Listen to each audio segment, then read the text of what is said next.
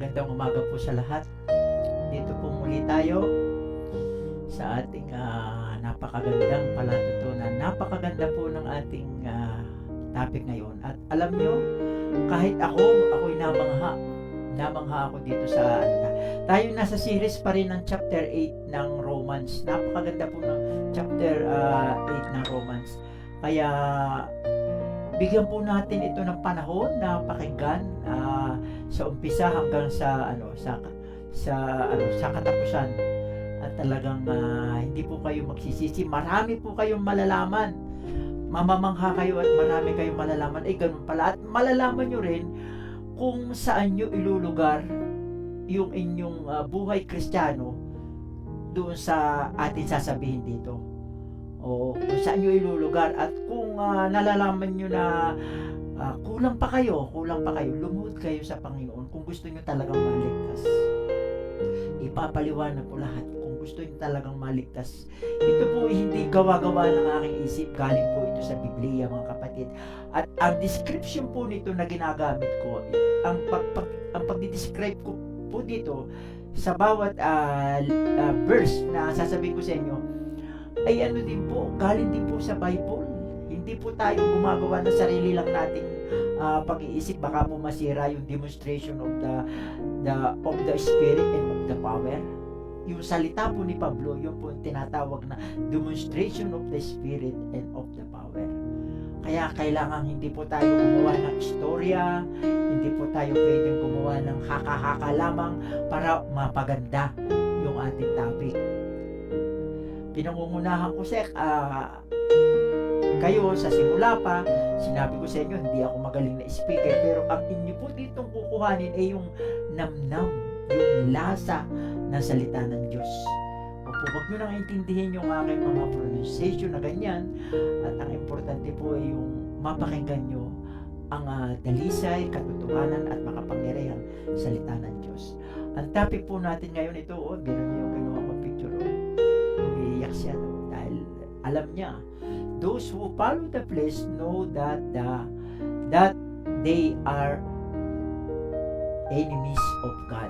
Ito po yung life in spirit part 2 natin. At ang ating pong verse dito ay kasi natapos na natin yung simula yung last nung nakaraan, Romans 1 to 5. Romans chapter 8 verse 1 to 5, natapos na natin yun. At ito naman ngayon ay Romans 8:5 to 11. Yung nakaraan pala ay Romans 8:1 to 4.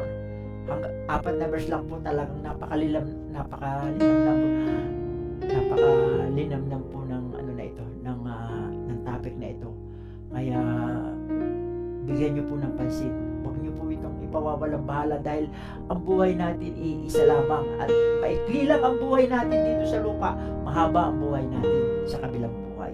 Mamimili kayo kung saan niyo gusto pumunta, o kung sa class A o sa class B, nasa sa inyo na yan. Kaya ngayon ipapaliwanag ko sa inyo ng maayos kung paano kayo pupunta sa class A. At kung kayo'y magpifail, pupuntahan nyo yung class B. Alam niyo na yung ibig ko sabihin. Sige, basahin po natin ang ating mga verse.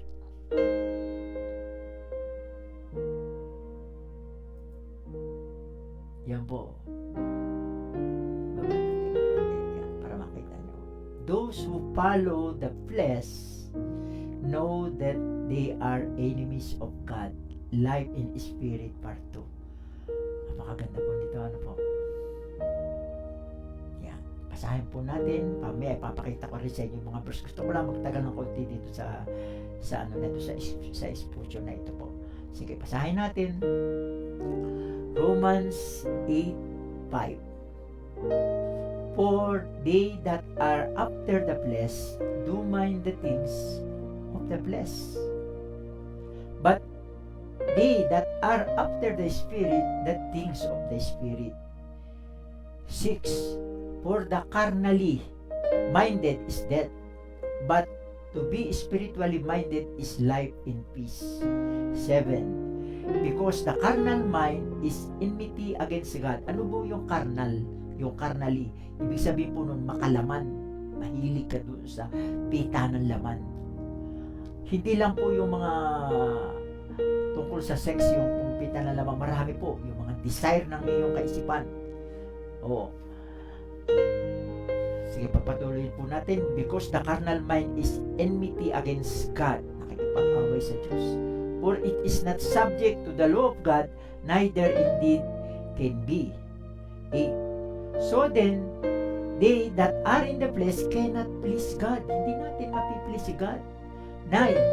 But ye are not in the flesh, but in the Spirit, if so be that the Spirit of God dwell in you. Now, if any man have not the Spirit of Christ, he is none of his. Hindi sa Kanya. Kung wala kang Espiritu ni Kristo, hindi po kayo sa Kanya. Sa madaling pong salita, kahit na kiniklaim nyo kay Body of Christ, kahit na magaling pa kayo sa kung ano-anong dispensation, rightly dividing, kung wala sa inyong Espiritu ni Kristo, hindi po kayo sa Kanya. Po, nililinlang nyo lang po ang inyong sarili. And 10, verse 10, and if Christ be in you, the body is dead because of sin, but the Spirit is life because of righteousness. 11. But if the Spirit of him that raised up Jesus from the dead dwell in you, he that raised up Christ from the dead shall also quicken your mortal bodies by his Spirit that dwelleth in you. Biro nyo, ang ganda po, ano po. Ngayon, kanina, diniin kong masyado. Kahit na marami kang nalalaman, kahit alam mo yung about grace, marunong kang mag-rightly divide, mag-exegesis, alam mo yung dispensation, pero kung hindi nananahan sa iyo ang Espiritu ng ating Panginoon sa Kristo, hindi ka sa Kanya.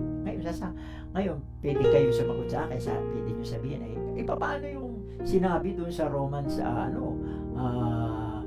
hindi ako nagkakamali, 8:29-30 na wala na makakapag-iwalay sa Panginoon Jesus sa pag-ibig niya sa atin. Yes, tama po yun. Pero ang pinag-uusapan po dito ay kung kayo ba ay talagang body of Christ. Yun po. Sa madaling salita, yes, kiniklaim nyo kayo body of Christ, pero ang tanong, ikaw ba ay talagang membro ng body of Christ? Yun po. Opo. Kailangan din po nasa pag-uugali yan. Nakikita sa ating mga ugali. Yan. Yan po yung verse na binasa natin kanina. So, tayo po ay tumungo at manalangin po sandali. Lord, maraming salamat po sa umagang ito at muli ako po ay maghahatid ng inyong banal na salita. Pangunahan niyo po, Ama, ang aking dila, ang aking isipan, ang aking puso, ang aking katatagan, lalo na po sa aking pagsasalita. Idako niyo po ako sa dalisay at naunawaan, maliwanag na salita para ito po'y maintindihan ng mga tagapakinig. Opo, Panginoon. At Lord, ito pong topic na ito ay medyo malalim, masalimuot at marami ditong figure of speech, metaphor. Kaya Lord, gusto ko po ay ang makakapanood po ng video ito ay mabuksan ang kanilang mga kaisipan. Mabuksan ang kanilang mga kaisipan at sila'y matuto, sila'y maintindihan kung saan nila ilulugar ang kanilang sarili dito sa ibubulgar mo na ito, i-expose mo na ito para sa kanilang bulugan. Hipuin niyo po ang bawat isa sa amin, ako at ang mga tagapakinig, ang aking pamilya, o Lord God. Ngayon itinataas ko po ang Grace Church sa Pacdal. Yes, Lord, kung saan ay doon na po ako ngayon ay nag-church at nag-usap na po kami ng pastor doon. At ako naman po yung tinanggap.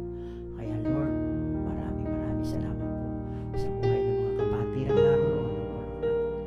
Bless mo po, Panginoon, ang lahat ng mga taong umali doon at lahat po ng mga nasa Grace sa buong mundo. I-bless niyo po sila, hindi lamang po yung mga naroon,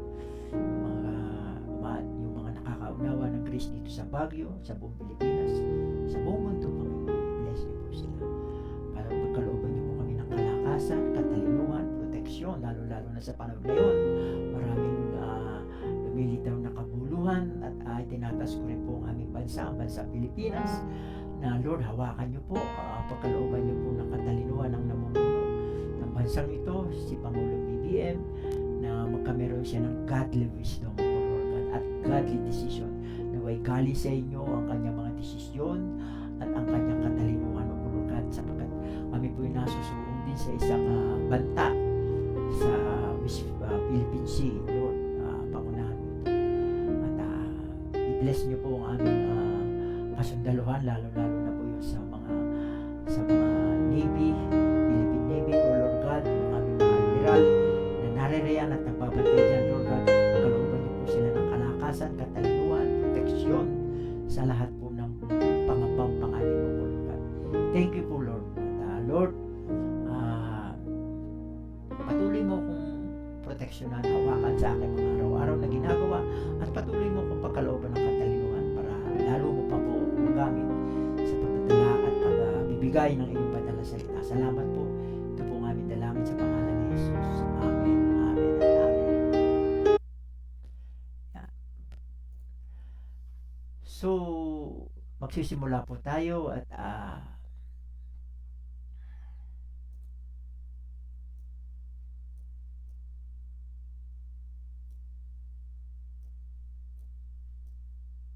yan.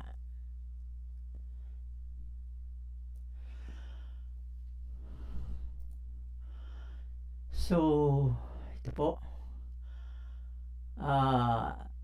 Kaya po ang sabi ko sa inyo, namnamin nyo po itong mga verses na ito. Inyo po itong i-meditate na mabuti. Kung nabasa nyo na isang beses, ulitin nyo pa po.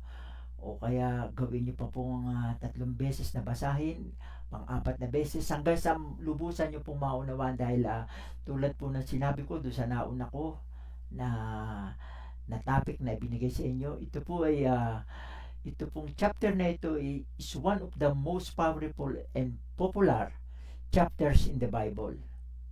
Ito po yung isa sa isang pinaka makapangyarihan at popular na kabanata sa aklat po ng Biblia. In it, dito po sa loob nito, Paul described with great detail what it means to live as a Christian member of the body of Christ, both now and for eternity, ngayon at hanggang walang hanggan. The chapter begins as well with one of the most comforting statement in all the Bibles. So, pero yan yan po ang isa sa pinaka-comforting statements in the Bible. So, pagkatapos niyo po natin ito mabasa, pagkatapos kong binanggit sa inyo at ngayon ibinabasa niyo rin, sa palagay nyo, sa tingin nyo po, kanino naka-address ang mga verses na ito? Ito ba ay naka-address sa mga unbeliever lamang? Kaya po habang sinasabi ko yun, gusto ko maging maging mapagmatsyag, mapanuri. Gusto kong tingnan nyo rin yung lahat ng ibibigay kong mga verse, kung yun po ay tama o mali, sapagkat malalaman nyo doon kung ako ay nagsasabi ng tama o mali. Kailangan meron din po kayo. Hindi lamang po ako, hindi po lang kayo basta makikinig na lamang doon sa mga nasa sa unahan ninyo o katulad nito sa akin na nagsasalita. Kailangan susuriin nyo din nyo. I-validate nyo po mga kapatid. Hindi po yung basta-basta na lamang na naririnig nyo okay na sa inyo. Kailangan magbasa rin kayo. Mayroon din kayong sariling programa sa buhay, sa pagbabasa. Dahil tulad ng sinabi ko nung last topic natin na ang Biblia po ginawa para basahin ng tao. Sulat ito ng Panginoon sa tao. Pero anong ginagawa ng tao? Nakikita, nababangga-bangga lang dyan kung saan nalang ipinapatong sa loob ng bahay. Tapos hindi na pinapansin, nakakaligatan, hindi ini-ignore nila. So ganyan po nangyayari sa Bible. Kaya yan ay ginawa, yan po ay sulat ng ating Panginoon para sa atin. Nilimbag. Ginamit niya yung kanyang yung mga pinili niyang mga author diyan. in-inspired ng kanyang banal na espiritu para mabuo. Kaya sasabihin ng mga atheist, bakit? Yan naman inisip lang ng tao. Ang mga author niya, mga tao din, hindi naman yan sa Diyos. Hindi po ganun. Kaya nga po dapat ibasahin nyo para maunawaan nyo yung mga sinasabit na kalaman. Kasi kung basta nyo lang titingnan, pwede nyo nang sabihin na ganun, na yan gawa-gawa lang ng tao. Pero kung binasa nyo, doon yung mararamdaman yung espiritu. Yung espiritong naroroon. Mabubuhay yung mga salita. At yung pong espiritu ng papasok at maunawaan ninyo. So, naintindihan nyo na po, ano po? Yan. Who do you think these verses are addressed to? Is this only for unbelievers? These verses are addressed to 3 types of Christians. Siyempre, alangan naman basahin ito ng mga Muslim. Siyempre, meron din sila Quran. O, alangan naman ito para din sa mga Buddhist. O, sa mga iba't ibang mga relihiyon. Hindi po, kasi meron din silang sariling libro na binabasa. Ito po ay naka-address para po sa mga Kristiyano, sa mga Kristiyanong nakakaunawa ng Diyos, ng Trinity, at yung iba walang Trinity, basta Diyos, kilala nila ang Ama, ang Anak, at ang Espiritu. Bahala na sa kanila kung naniniwala sa Trinity o hindi. Kung sila ay naniniwala sa ganun at nakiklaim sila na sila ay Kristiyano, naka-address po ito dun sa kanila. So, babasahin natin. First, ito yung mga taong grupo. For those Christians who claim to be Christian but do not care about the Word of God, it is enough for them to go to the church and trust what the leaders who stand in front of them tell them and follow the culture that is operated by their group. They are not interested or aware of validating the sermon if it is related to salvation or not. Oh. So, alam nyo, dito po, kaya ako naglagay dito ng Acts 17:11. Meron ako supporting verse diyan na sinasabi dito sa Acts 17:11, in that they received the word with all readiness of mind and search the scriptures daily. Ito po yung mga attitude ng mga taga-Bereans.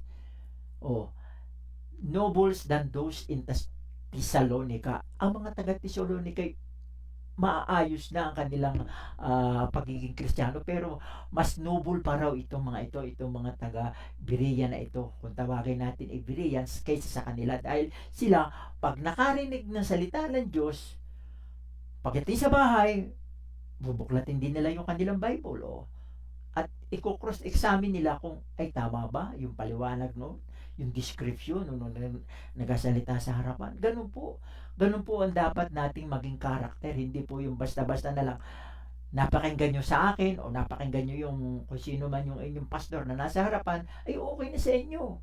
Hindi nyo na ibabalidate. Ito ba'y may kaugnayan sa kaligtasan ko? Ito sinasabi ni pastor na ganito. Si pastor na ito nagsalita ng ganoon. Puro blessing lang naman yung sinasabi niya. Wala naman ako nakakita ng kaligtasan.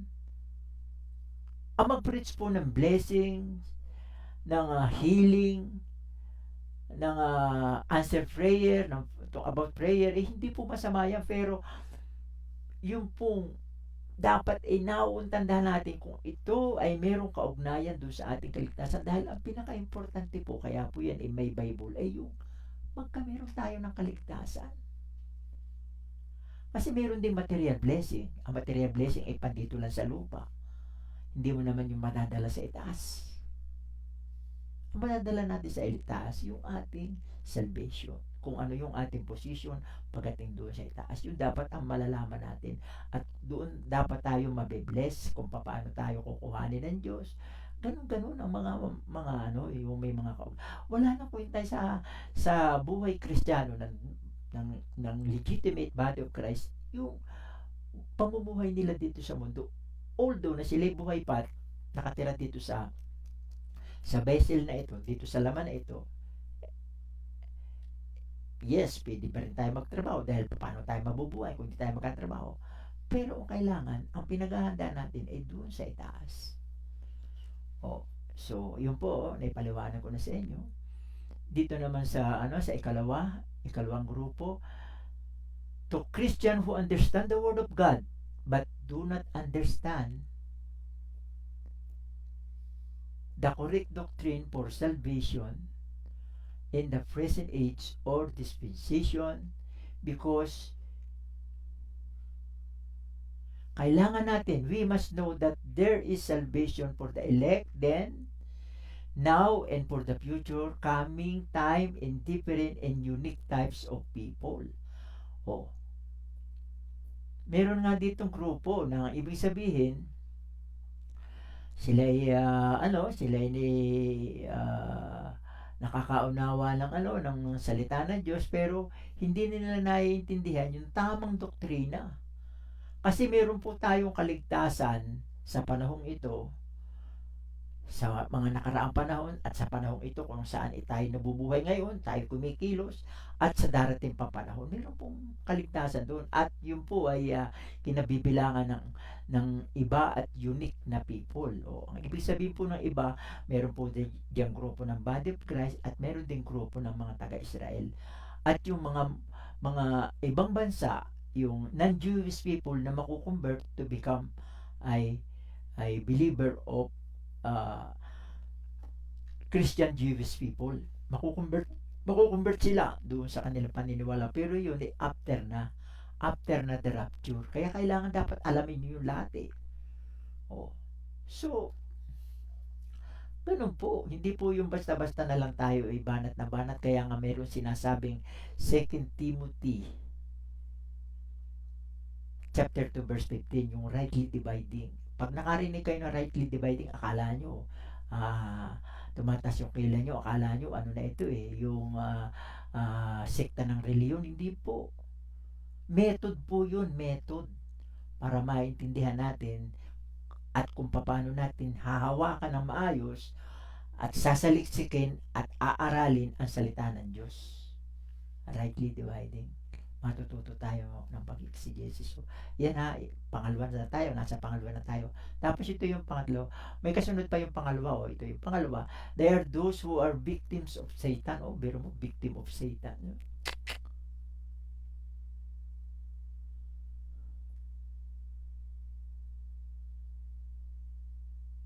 Meron ba ako dito? They are those who are victim of Satans, who are covered with a thin and transparent veil. They hear, naririnig nila, they hear, they hear, but do not understand.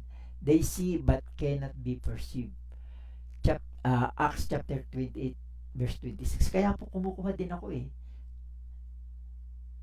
ng i-describe ko doon sa verse na ginagamit ko, i-describe ko din ng kapwa verse.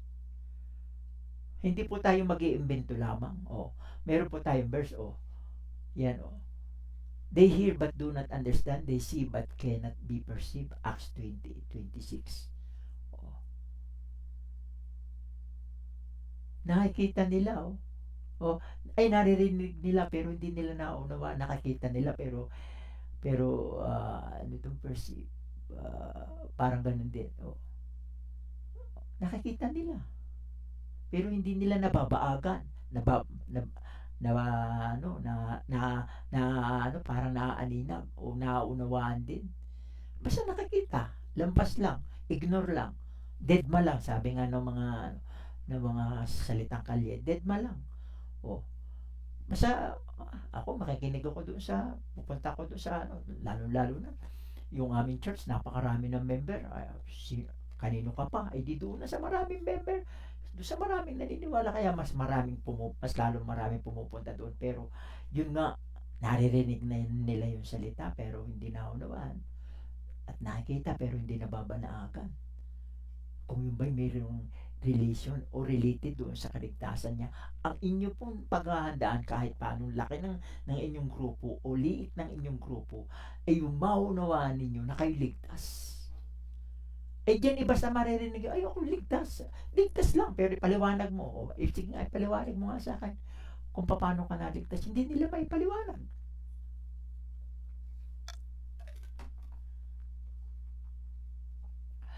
Third, Christian who understand the correct doctrine. Ito naman yung nakakaintindi ng correct doctrine and who claim that they are the body of Christ but are still divided into two groups.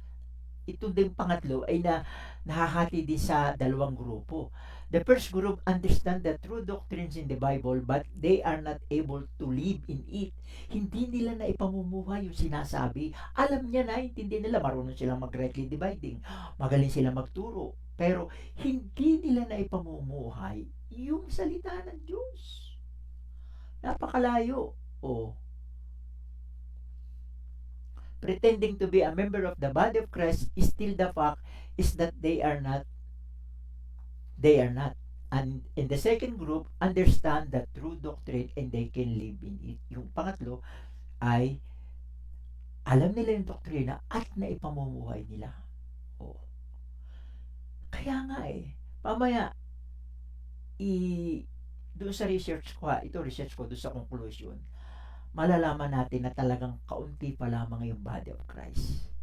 At patutunayan ko itong ikalawang bahaging grupo sa second group nitong third group ng Christian, na yung pangalawang grupo lang ng third group na yun ang maaaring tunay na legitimate body of Christ. Patutunayan ko sa inyo sapagkat yun nga, ibibigyan ko nga ng description bawat isa-isa Kaya namnamin nyo itong mabuti, itong sinabi ko na ito, kung sino yung kung saan naka-address, kung sino yung tawag dito, recipients nitong topic na ito, at malalaman nyo rin kung paano nyo ipupwesto yung inyong sarili, kung paano nyo ipupwesto yung inyong sarili.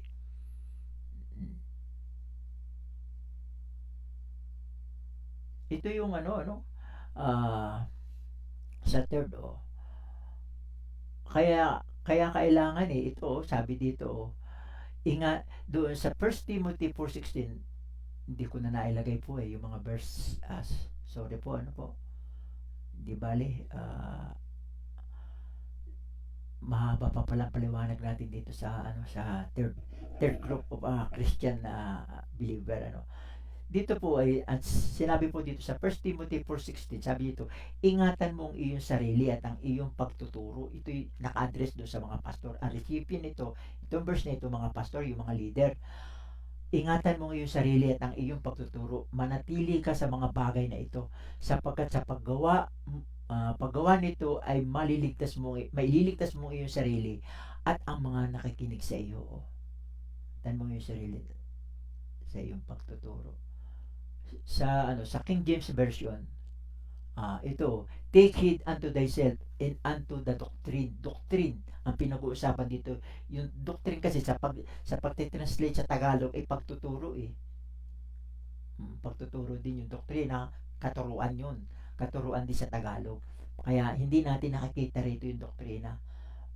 Pero pwede din naman nating instead na katuruan ay palitan natin ng doktrina sa Tagalog. Manatili ka sa mga bagay nito sapagkat sa paggawa nito ay maliligtas mo ang iyong sarili at ang iyong mga nakikinig sa iyo. So, doon sa iba, pag ito'y dinescribe, manatili ka naman doon sa doktrina. Ano bang nakalagay doon sa doktrina? Di ba may mga righteousness? Manatili ka sa mga bagay na ito. May righteousness din sa doktrina ni Paul. Hindi lamang yung theory at saka yung katuruan. Kailangan manatili ka. Ibig sabihin, maipamuhay mo. Lalong-lalo maganda sa ating conclusion. Abangan nyo yung conclusion.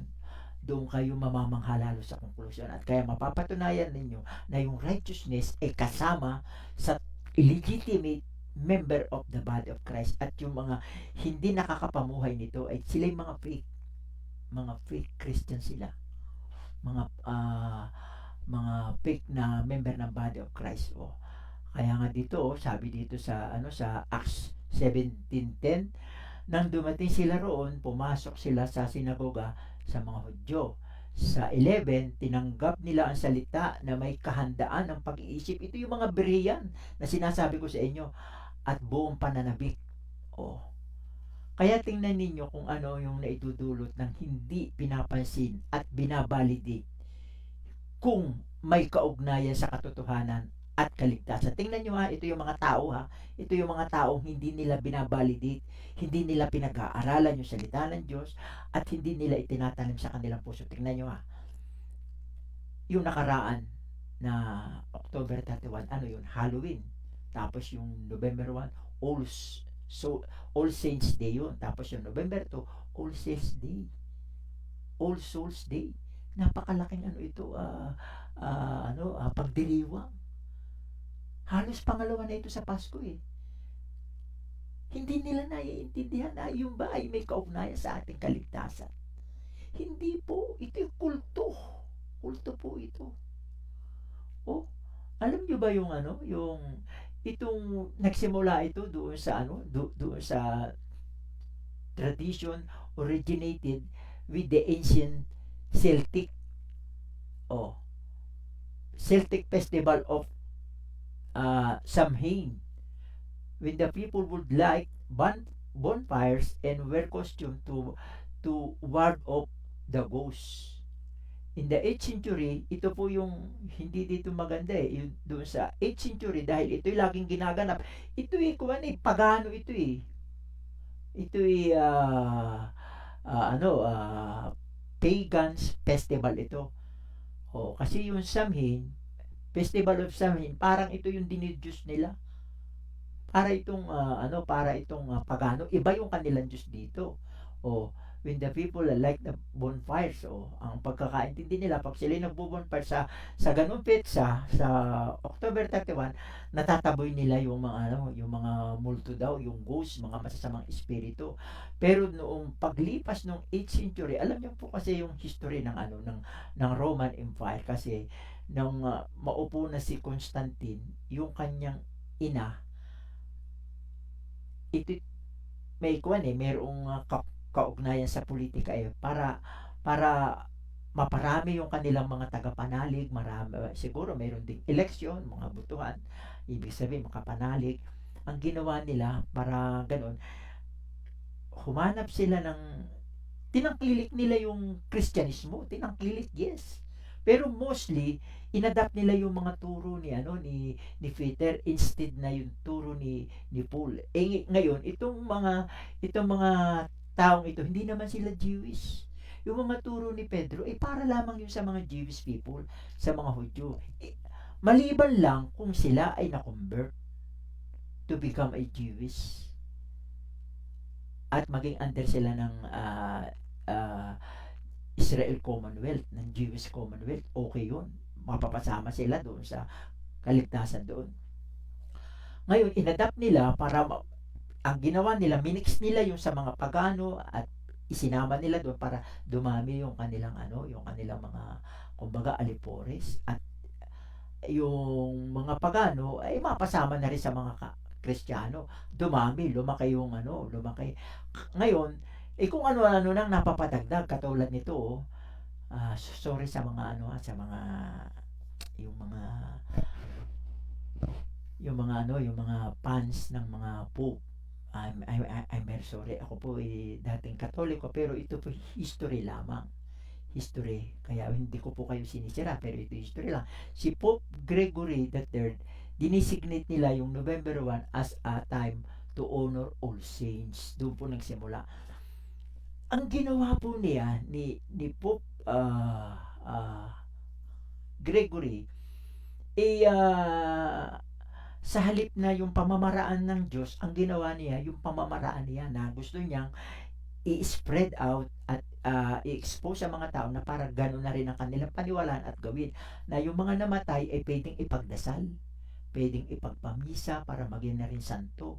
Kahit na yung mga namatay na yung mga kamag-anak, dahil mahal mo, kahit na mayroong pangalawang asawa, pangatlong asawa na hindi naman natin alam kung sila ay nakipag-usap sa Diyos at humingi ng kapatawaran, ay namatay sila ng bigla. Halimbawa, sakit sa puso, makakahingi ka ba ng kapatawaran ng ganun? Agad ng bigla biglaan. Hindi bale yung dahan-dahan namamatay, yung naratay sa karamdaman, maalala niya yung mga kanyang karamdaman, yung kanyang mga kasalanan. Lord, pinagsisisihan ko po yung aking mga kasalanan, patawarin niyo po ako. Hindi din natin alam kung yun ay tatanggapin ng Diyos dahil ang tunay na kapatawaran nakapaloob din po doon sa tamang doktrina. So, sa madaling salita, masalimuot po yun. Mahabang ating paliwanagan dito. Kaya kailangan dito, tumawag kayo sa akin nung meron tayo ng ng ibang panahon sa pag-aaral. Ano po? Pwede ko pong ipaliwanag sa inyo, no?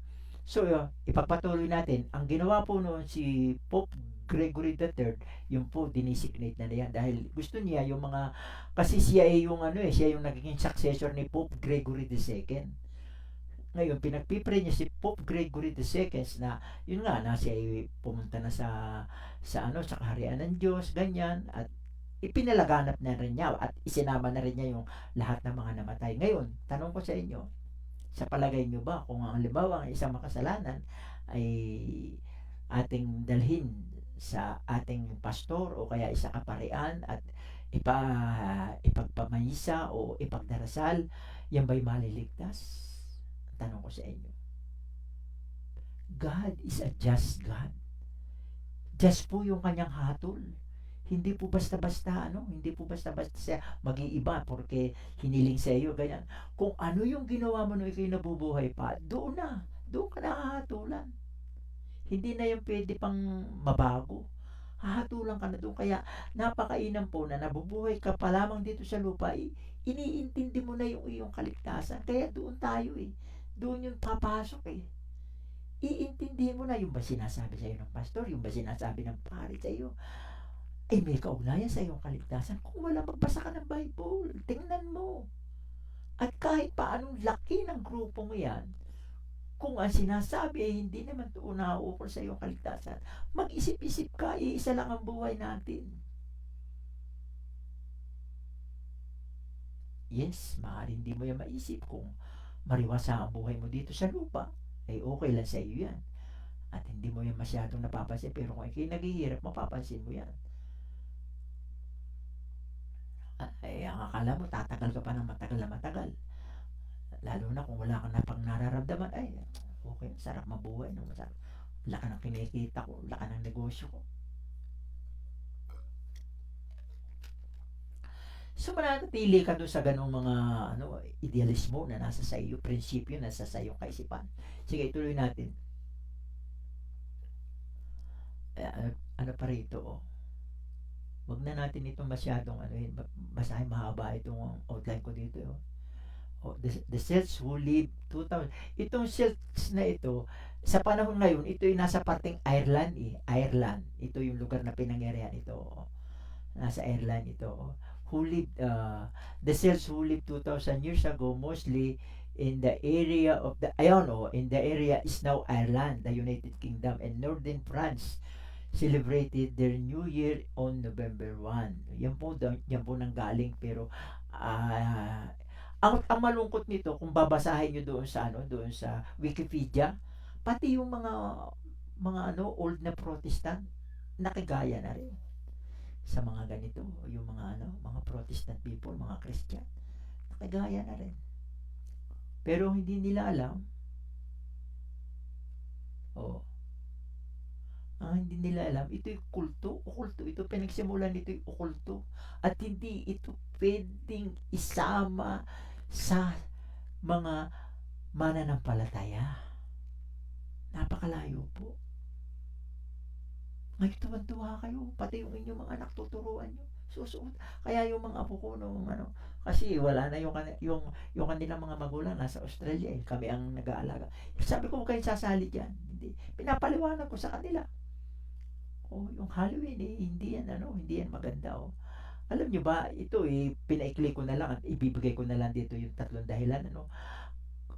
Kaya nang tumibay at nagpatuloy ang ganitong festivities, ang ganitong holidays sa buong mundo, ay parang ang lumalabas ganito. Yung una, parang nagpapanggap at lumalabas na di totoo at walang kakayahan ang mga demonyo. Pero ang totoo po niyan, Ang demonyo po ay may kakayahan. Basahin niyo yung Isaiah 14, 12 to 15.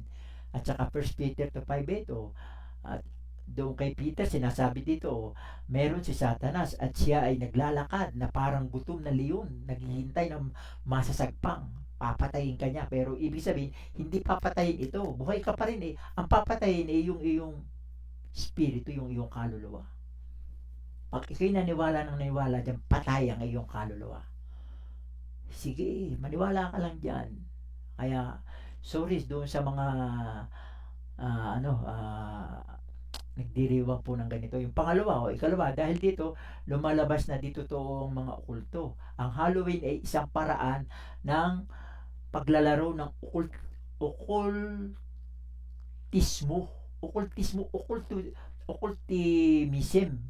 occultism. O naglalaro ka ng ganun.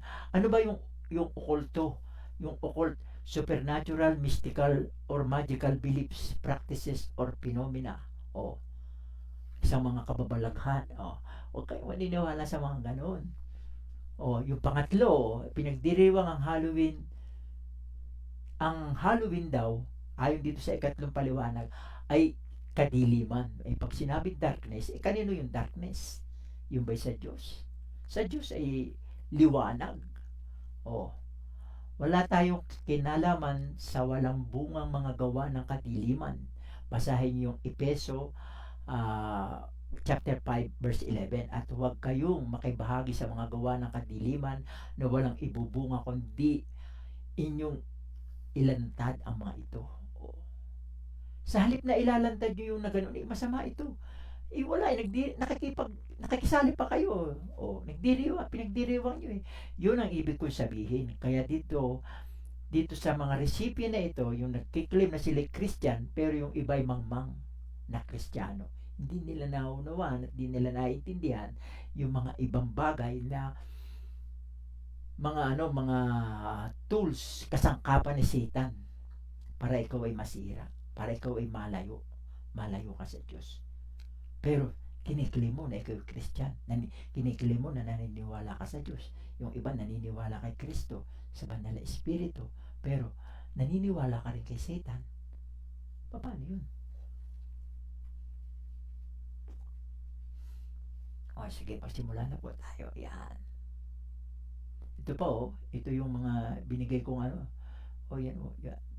Those who attend the service but just trust what their leader says. They don't care if what he says is related to their salvation.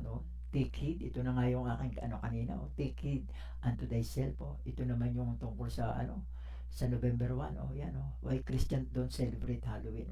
Dapat hindi natin ipagdiriwang po ang Halloween. Pati yung inyong mga anak, tuturuan nyo. Sa halip na isa tumuntong doon sa tamang daraanan patungo sa Diyos. Wala. Inililihis ninyo. Kayo pang pasimuno. Sorry to say that po. Mahal ko kayo eh. Kaya tinuturo po natin yung tama. Huwag kayong makipagdiriwang yung mga costume. Naku.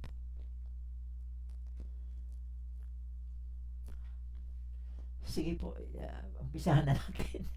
Nagdadala yung ako ng emosyon po eh.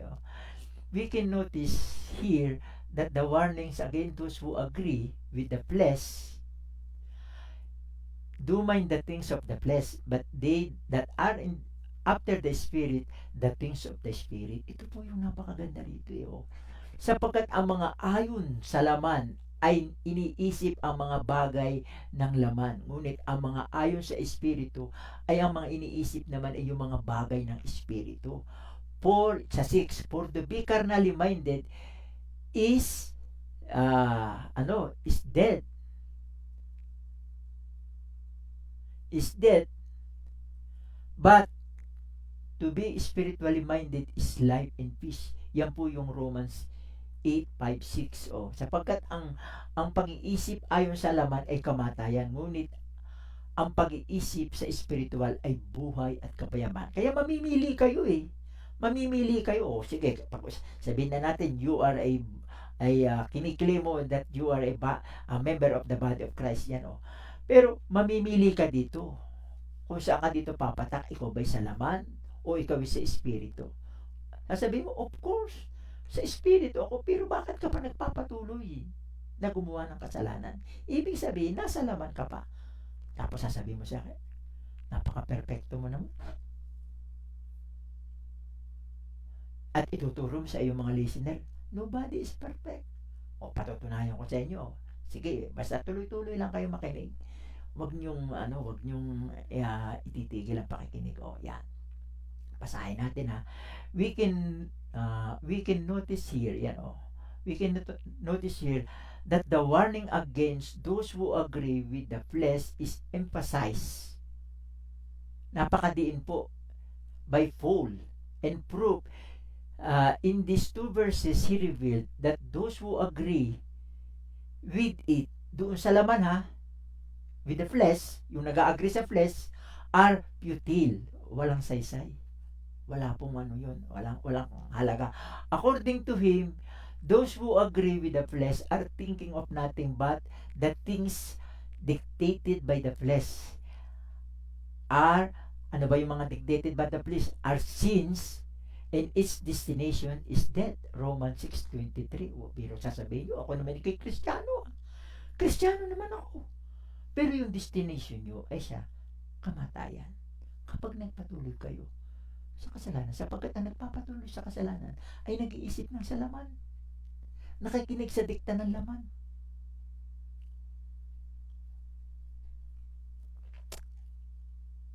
Kung may ginawa kayong pagkakamali, dapat puntahan nyo yung mga pinagkagawa nyo ng kamalian ninyo.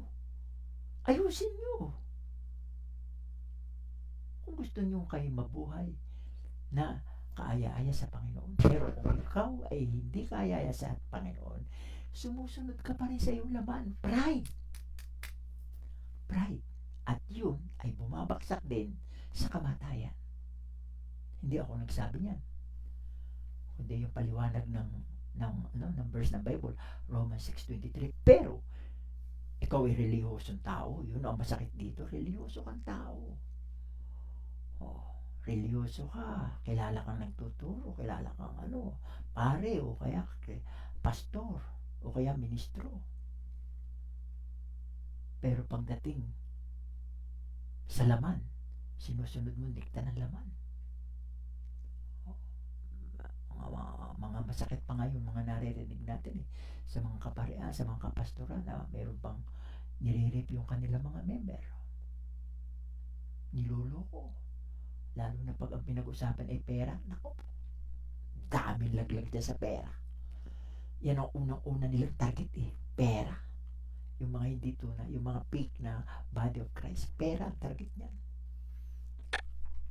Nakakapangilabot. Meron mo yung pinaghirapan ng iba. Gagawa ka lang ng konting salita na galing sa Diyos.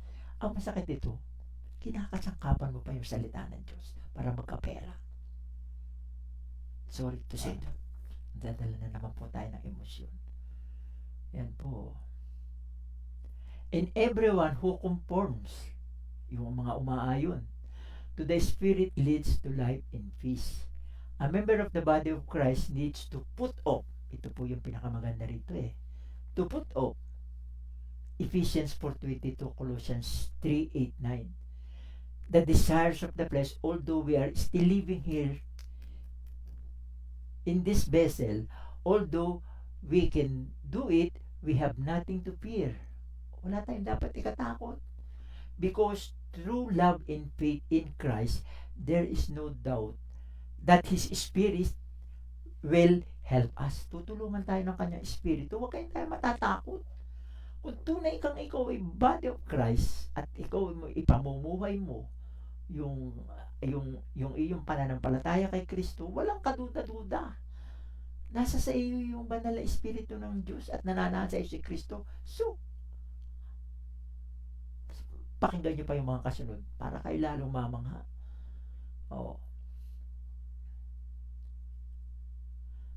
The desires of the flesh, although we are still living here in this vessel, although we can do it, we have nothing to fear because through love and faith in Christ, there is no doubt that His Spirit will help us. We will have the ability to support the work of our body. Makakameron tayo ng ability, ng kakayahan para suportahan yung kagustuhan ng ating espiritu sa ating katawan, no? Romans 8:13. Always remember that despite being Christians, if we give in to the desires of the flesh, we will reap corruption without fail. Wala pong sablay na aanihin natin yung corruption without fail. And the truth is, if you continue to conform to the flesh, you may not be the true body of Christ. Galatians 6:8.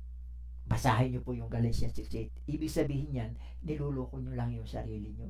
Nagtuturo kayo and you claim na pinangangalandakan niyo doon sa mga tao na kayo ay member ng the body of Christ, pero ang katotohanan, niluloko mo lang sarili mo. You are not the true member of the body of Christ. Galatians 6:8. Tapos na po tayo yan. Yan. Dito naman tayo, dumako naman tayo sa madali lang itong ating preaching ngayon. Yan. Sa Romans 8:8-9, sabi dito, so then, they that are in the flesh cannot please God, but ye are not in the flesh, but in the Spirit. If so be that the Spirit of God dwell in you. Now, if any man have not the Spirit of Christ, he is none of his. Para naulit din Ayan mo, tama He is none of his. Hindi kanya. Kung wala sa iyo Espiritu ni Kristo, hindi ka sa kanya. Ngayon, pinapangalandakan mo na ikaw ay body of Christ, pero wala naman yung Espiritu sa iyo ni Kristo. Dahil, pag patuloy ka kasing gumagawa ng kasalanan, nagkakameron ng tawag dito, blackout yung relationship niyo ni Kristo. Blackout, kaya sumusunod ka kasi sa laman wala siya. Ang katotohanan niya, wala siya. Hindi ka tunay na Kristiyano. Hindi ka tunay na body of Christ. So, ayusin po natin yung ating position as a body of Christ. Ayusin po natin dahil ang hinihintay natin ay rapture. Ina-assure dito ni Pablo, tayo ay tayo mga wala sa laman, sapagkat kapag tayo ay tunay na convert sa body of Christ, nananahan sa atin ang Espiritu ng Diyos. Ibig sabihin, tayo ay payapa sa kanlungan niya at walang anumang legalig o bagabag sa offer ng kasalanan. Meron yung ganda nun. Tayo ay peace. May peace tayo. Namumuhay sa atin si Kristo. May prayer tayo kahit na may offer yung sin sa atin. Si Satan nag-o-offer. Ang demonyo nag-o-offer sa atin ng kasalanan. I-ignore natin dahil tayo namumuhay ng payapa. Kontento na tayo ay maghirap. Kontento na tayo na magpakasakit. Kontento na tayo na tanggapin natin yung ating mga trials. Yung iba hindi kontento na matanggapin trials.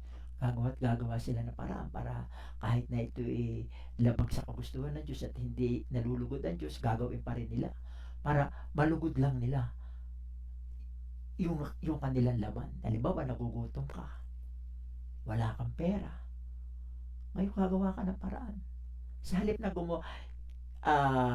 tanggapin mo yung iyong trials, maghirap ka, magtrabaho ka, pero hindi, gagawa ako ng technique para ako'y magkapera. Ganito, yung madaling pamamaraan na hindi ka nalulugod ng Diyos. Para lang masustain mo yung gusto ng iyong sarili. Yung pong ibig sabihin, no? Yan.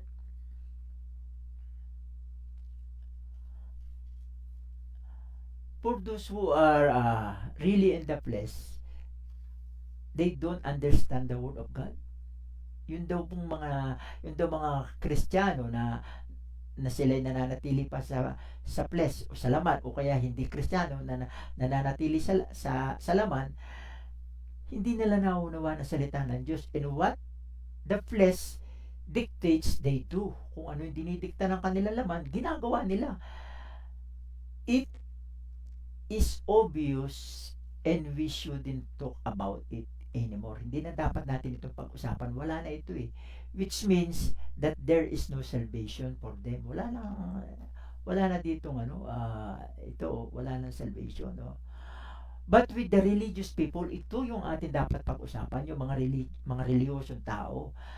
they can still be with them, pwede din mapapunta sa kanila if it's just a thin line apart with them because they are blind to the truth and part from the doctrine that the Lord Jesus Christ wants to be followed according to his revelation to Apostle Paul, because they do not know that Satan is the God of this world. 2 Corinthians 4:4.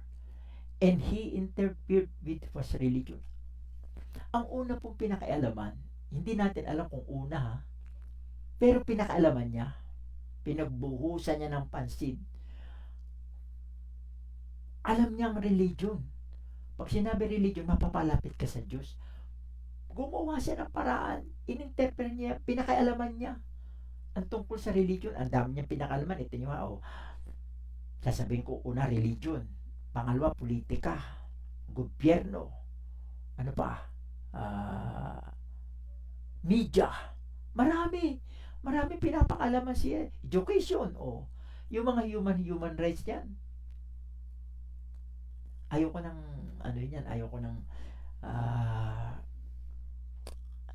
explain about the human rights. Ang human rights nagagamit po. Malaking porsyento nagagamit sa kalokohan kaysa kabutihan. Human rights. Media. Ang media ay nasisira dahil sa pera. Kaunti lang ang totoo sa media. Mas marami ang mga salbahe sa media. Hindi ko naman po nilalahat. Sa religion, ganun din. Lahat pinakaialaman ni Satan. Gabuhok ang pagitan, Sasala ka na, hindi ka na mapapabilang doon sa maliligtas na tao. Anong sinabi niya dito? Lest any man should beguile you with enticing words. Yung hindi kayo dapat mabighani, madeceive doon sa mga enticing word, yung mga magagandang pananalita. Kahit na yung mga pananalita ko hindi maganda, basta dinidescribe ng kapwa verse sa Bible, yun ang pakinggan nyo, hindi yung katulad ng mga ibang salita na magaganda, nagbibigay ng magandang halimbawa, istorya, hindi natin alam kung yung istorya totoo hindi, para ma-entice kayo. Yun ang tinatawag na man's wisdom, hindi spiritual wisdom. Ma-entice kayo, huwag kayong mabibigyan sa mga ganon. Colossians 2:4 po yun. Yung Colossians 2:18, ito naman, sinabi dito, on every religious person who does not that though might charge some that they teach no other doctrine. Ito naman yung 1 Timothy 1:3. Ito palang Colossians 2:18 ay yun ding let no man beguile you. Ganun din. Hindi ka dapat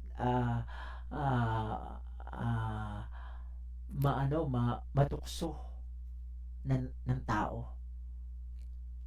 Hindi ka dapat pwedeng tuksuhin. Kailangan maging matatag ka sa iyong pananampalataya.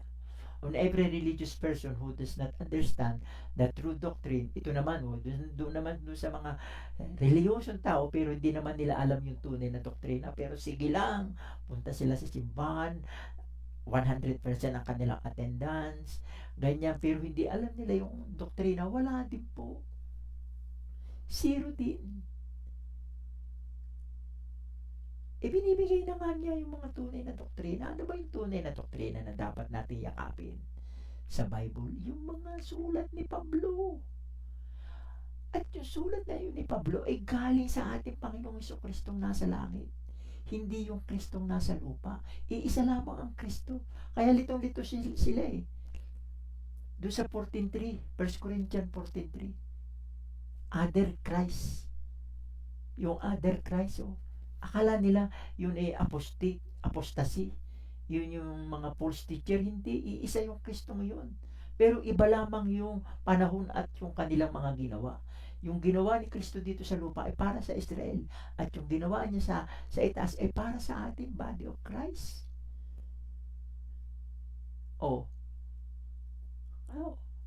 Kailangan maunawaan nyo yung tunay na doktrina sound doctrine or Pauline doctrine.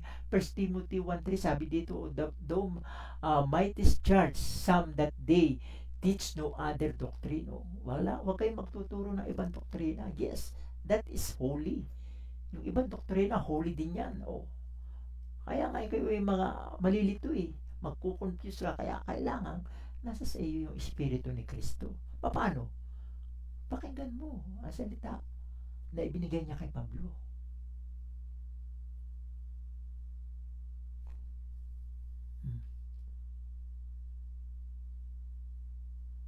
Yan o.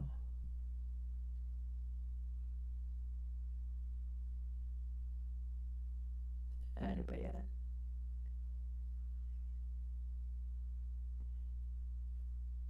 They see the word of God, but not they have the right doctrine, which may hopefully will save them. O kaya hindi sila maliligtas. Wala sa kanila yung tunay na doktrina.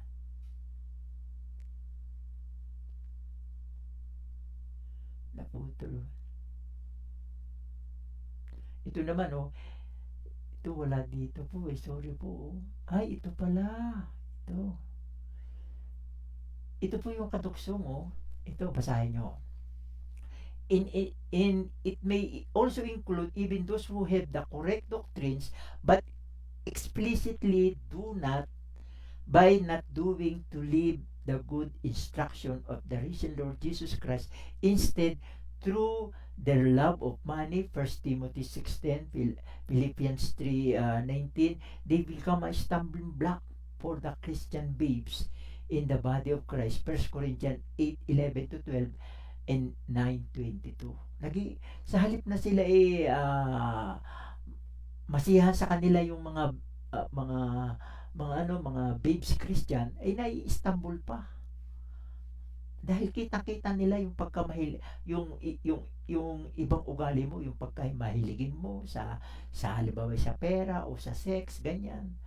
O nakikipagtalo ka. Kaya sabi ko sa inyo, ilayo nyo kung kayo gaganap ng isang tungkulin na para maging leader sa isang Kristiyanohan, ilayo nyo yung kaisipan nyo sa pera. Unang-una. O, although sinasabi ni Pablo na kailangan ding huwag bubusalan kapag hindi ni Pablo, sa Lucas, hindi po sinabi ni Pablo yung na pag gumigiik ang baka, huwag nyo, ibig sabihin, kailangan din natin pakainin ng ating mga pastor. Pero yun, mayroong iba't ibang sitwasyon. Kaya, mapalad kang pastor kung ikaw ay naroon ka sa malaking grupo. Pero kung ikaw ay nasa maliit na grupo at maghahangad ka ng ganyan na pera na alam mo naman na wala pa, sa kukuha yung mga membro. Oh. Kaya, may Istanbul sila. O, akala ko ba pastor ito, pero bakit ganito?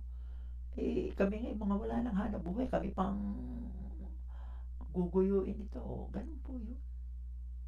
Masisira may Istanbul yung mga Kaya tingnan nyo si Pablo doon sa kanyang karakter doon sa 2 Corinthians 11, chapter 11. Oh. Siya kumukuha doon sa ibang church. Pupunta sila doon sa doon sa isang simbahan. Hindi sila kumukuha kahit si bigyan. Ayaw niyang tanggapin. Gusto niya. Ikumpara niya yung kanyang sarili doon sa mga ibang nagsasalita din sa kanila na binibigyan nila ng pera. Oh, hindi siya kumukuha ng pera. Kumukuha siya doon sa Thessalonica, pero hindi siya kumukuha doon sa doon sa Corinto. At yung mga taga-Corinto sa mga loob, ba't ito ayaw kumuha ng pera namin? Oh, mahal ko ba kayo? Sabi niya, hindi, mahal ko kayo. Hindi pinag-uusapan dito yung ganoon. Gusto ko, maipakita ko sa inyo na ang dala ko'y katotohanan. Oh, ganun lang yun. Ngayon, kung unahin mo agad yung pera, yung kung ano agad yung iyong makukuha, ibang iyong patutunguhan yan. Yan, nasa 11 na tayo, nasaan pa tayo? Nalito na po, nawala na yun din. Ito 11, ito na rin ito, pero ito 10 naman ang binabanggit dito. Hindi bale, ako na lang po magtatama. Dito po sa 10, sabi po dito sa Romans 18, And if Christ be in you, the body is dead because of sin, but the spirit is life because of righteousness. Oh, you need to examine and test yourself carefully. If you cling to your faith, you need to show the fruit of the Holy Spirit and prove it to yourself. Oh, kung tunay ka nakakapit sa iyong pananampalataya, kailangan mong magpakita na namumunga ang banal na espiritu sa iyo. Ano ba yung bunga ng ng espiritu sa iyo? Yung love. Ay ngayon magagalitin ka. Hindi ka nagpapatawad. Paano yan? Joy. Lagi kang mayayamutin. Paano ka magiging joy? Ito yung mga bunga ng espiritu na dapat na sa iyo. Kung wala ito sa iyo, wala sa iyo si Kristo. Wala sa iyo yung espiritu ni Kristo. Peace. Dapat may kapayapaan ka. Hindi ka nag-aalintana kahit na may trials ka. Huwag kang mag-iisip ng, ng, ng lalampas ka doon sa kagustuhan ng Diyos para makuha mo lang yung gusto mo. Oh, wag. Long suffering, kailangan meron kang long sufferings. Kindness, may kabutihan ka. Goodness, faithfulness, gentleness, self-control. Pag wala kang mga ganito, ibig sabihin, hindi ka namumunga. Wala sa espiritu ni Kristo. And prove it to yourself. Kailangan patunayan mo ito sa iyong sarili. Ay napatunayan nyo na ba? You and other people need to see the good and beautiful results in your life, in the continuous experience that Christ lives in you. Tunay bang naninirahan sa iyo si Kristo? Kailangan patunayan mo yung mga magagandang resulta sa buhay mo. Let's not imitate the fake ones. Ito yung mga false member of the body of Christ. Do not imitate them. Who cannot bear and reject the trials that come in life and keep still following the flesh. Sa halip, sinusunod pa nila yung laman. Your old personality must also be nailed, put off. Ito, inulit na naman dito, yung put off. Ephesians 4:22, Colossians 3:8-9. Ininailed mo yung old personality sa cross. And let Christ live our lives instead of our own by following our faith in Him who loved and gave Himself to us. To ours, pero dapat dito to us. And let us always pray. Pray without ceasing. Ito po, ang ganda po nitong pray without ceasing. Ito pa yung nagagawa ninyo. Alam niyo pag ako'y nagpipray, alam niyo yung prayer ko, Lord, palakasin mo ang aking inner man. At pagkalooban mo ako ng ability to control or to put off my old man. Papalakasin mo sa akin hanggang sa yung redemption time ko, hanggang doon sa huli. Kaya ngayon, dahil nga nakita ko na yung mga ugali ng aking mga kasakasama, merong mabuti, merong Kaya gusto ko manatili na lang muna ganito. Masaya na ako dito sa ministry ko na ito kasi nakita ko na sila, nakita ko ng kulay ng kanilang mga buhay. Kaya ganito ngayon, sa panahon ngayon, ako naman ay nakipag-ugnayan. Kasi hindi din naman maganda yung wala kang pinupuntahan na grupo. Kailangan nga body of Christ, sama-sama kayo. Hanggang sa dumating yung unity of the body. Kaya kailangan may kasama ka. Kaya iisa lang buhay natin. Kaya piliin natin yung tama. Kung yung ibang mga pinupuntahan ayaw sa iyo, hindi, okay lang. Sport lang. Huwag kang magdaramdam. Okay lang. Punta ka doon sa yung tatanggap sa iyo. Itong pray without ceasing, yan ang aking prayer po. Lagi po yan kasama. Isang content ng prayer ko yan. Napalakasin mo yung aking inner man at bigyan mo ko ng ability na makontrol o maput off ko yung aking old man. Ito'y bawat araw. Kaya hindi dapat kayo makalimot sa bawat araw, oras, minuto, segundo. Kaya nga, without ceasing o walang humpay walang puknat Pag nakakalimutan mo mag-pray, nawawala yung communication mo kay Lord, nakakameron ng sinasamantala ni Satan yung mga pagkakataon na yun, doon siya nakakapag-offer sa iyo. O-offeran ka niyan. Mag-o-offer siya. Mag-o-offer yung kasalanan. Sa dalawang nag-o-offer siya at saka yung kasalanan. No? Ikukunik yun doon sa iyong old simple nature. Ngayon, paano yan kung hindi ka nakikipag-communicate sa Diyos? Kaya ngayon ang ating trabaho, pray without ceasing. Sa pagising pala sa umaga hanggang sa pagtulog sa gabi, pray, pray, pray, pray. Hanggat maalala mo Diyos, pray, pray. Lord, malakasin mo ang aking inner man, ganyan, no? Huwag kayong titigil para pag yun ay ginawa ninyo, sa halip na yung tukso lalapit, ay, nag-pray ako kanina, narayan yung Espiritu sa inyo, siya ko control. Yan ang isang process. Kaya, hindi natin dapat ituro yung perfecto ka ba. Hindi natin dapat ituro sa ating mga listener yon. Ito yan yung process tinuturo na nga sa inyo. Isang component ng pagpapatibay ng ating pananampalataya.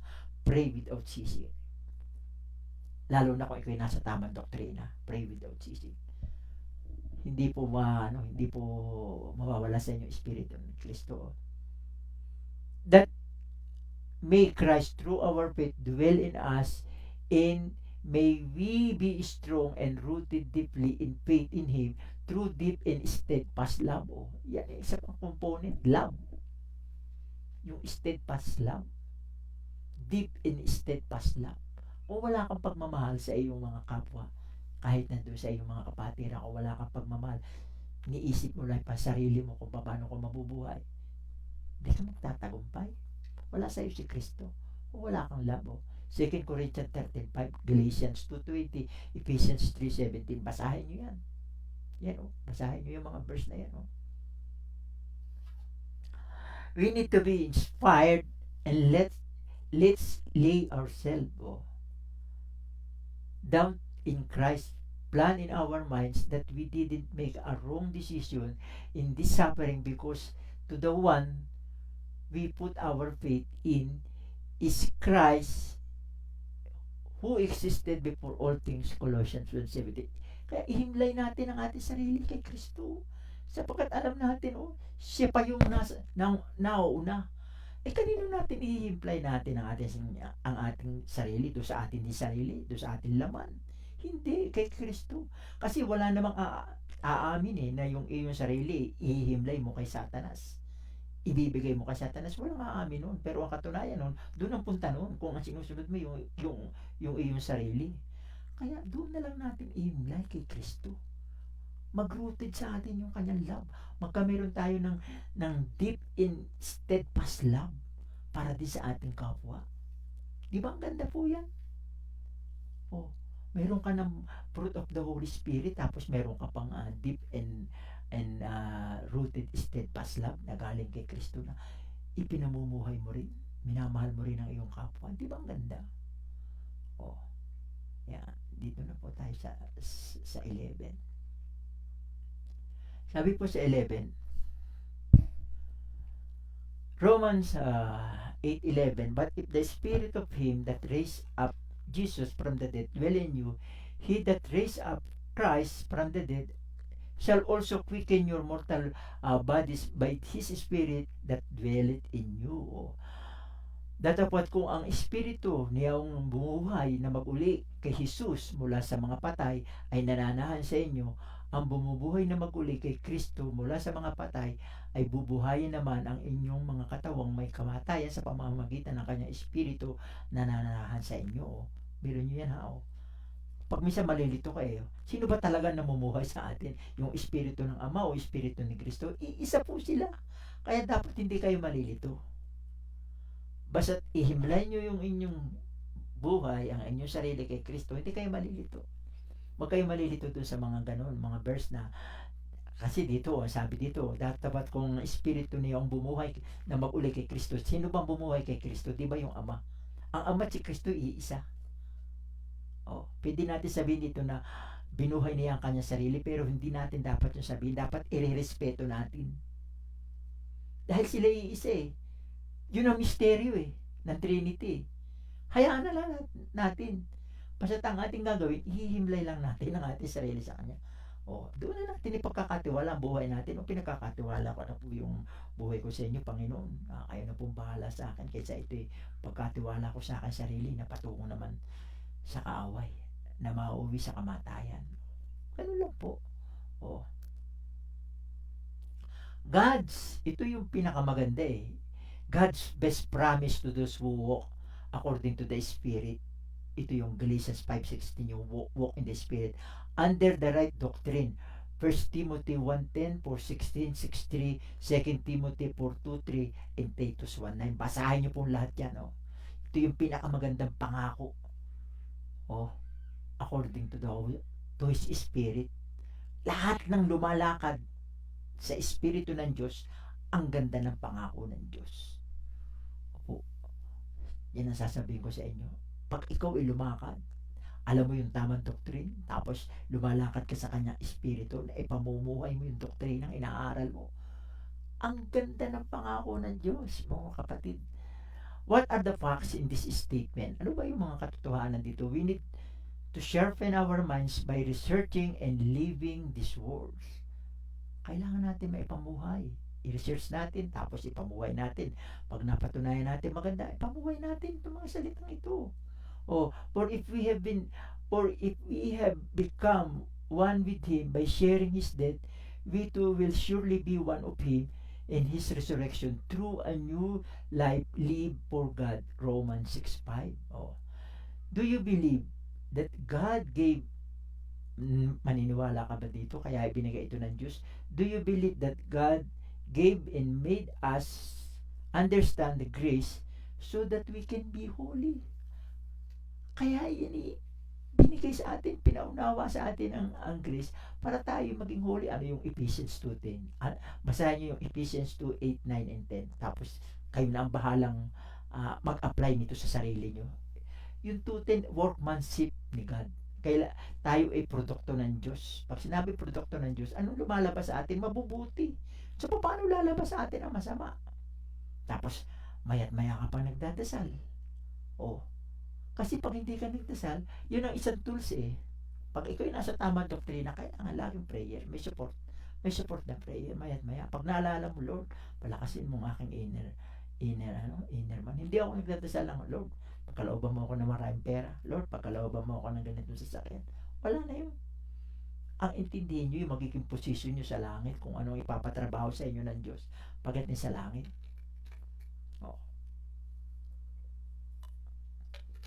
At ang pinakamagandang balita dyan, nasa Ephesians, makakasalo natin ang Panginoon Jesucristo sa langit. Makikita natin face to face at makakasalo. At kung ano ibibigay na mana, meron din tayong ganun. Bibigyan din tayo ng Diyos. Ano pa? Napakaganda pong mga pangako. Paano pa kayo mag-iisip ng prayer na para kayo yumaman dito sa lupa? Pasamantala lang ang buhay natin dito sa lupa. Okay na yung kumain ka ng 3 beses. Paminsan-minsan tour ka. Kasi yan nagbibigay ng biyaya yan, Diyos eh. Katulad yan, pag ito'y natuloy, hindi ko ito pinapangarap. Pag natuloy yung pangako ng aking anak, dadaling kami sa Australia. Makakarating ako sa Australia. Inspired ako because God is good. All the time God is good. Hindi ka nag-iisip ng ganon. Ang iniisip ko yung aking ginagawa, yung ministry ko sa Panginoon. Pero dumarating.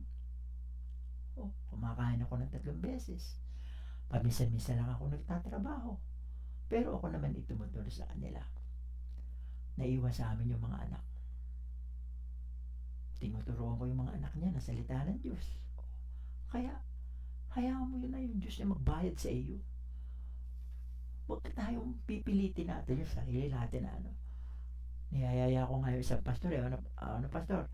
Tayo yung magtutor, mag-minister tayo sa ibang bansa. Kasi ang akin sana plano mag-mission ako sa Samoa pero marami din naman Pilipino sa Australia hindi ko sakali ganun. Sige, tuloy na po natin. For if we have become one with Him by sharing His death, we too will surely be one with Him in His resurrection through a new life, libor God 6:5. Do you believe that God gave, ito na, natapos na natin ito.